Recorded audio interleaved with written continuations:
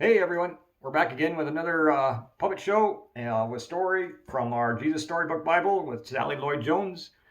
And this story is from the one titled The Friend of Little Children. And it's based off the scriptures from Matthew 18 and 19, Mark 10, and Luke 18.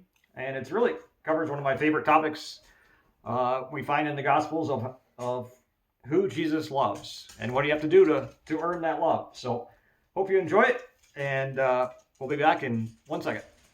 Jesus' friends were arguing who was the most important helper in God's kingdom. They wanted to know. I am, James said. No, you're not, said Peter. I am. Nonsense, Matthew said. I'm the cleverest. No, you're not. Yes, I am. Yes, no, him too. This silliness went on and on like that for some time. You see, Jesus' friends had started thinking they had to do something to make themselves special to Jesus. That if they were the cleverest or the nicest or something, Jesus would like them best. But they had forgotten something God had been teaching his people all through the years, that no matter how clever you are, or how good you are, or how rich you are, or how nice you are, or how important you are, none of it makes any difference, because God's love is a gift. And as anyone will tell you, the whole thing about a gift is it's free. All you have to do is reach out your hands and take it.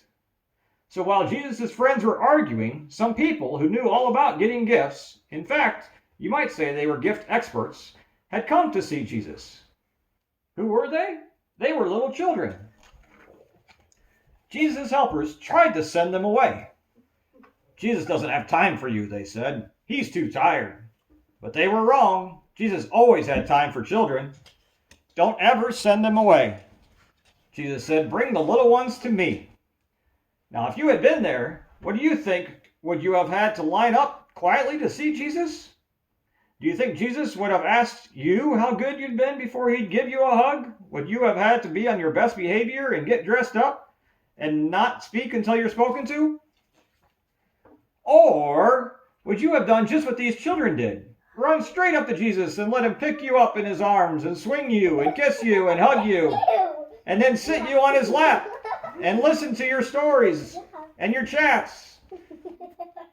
You see, children loved Jesus, and they knew they didn't need to do anything special for Jesus to love them.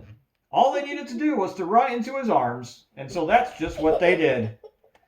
Well, after all the laughing and games, Jesus turned to his helpers and said, no matter how big you grow, never grow up so much that you lose your child's heart.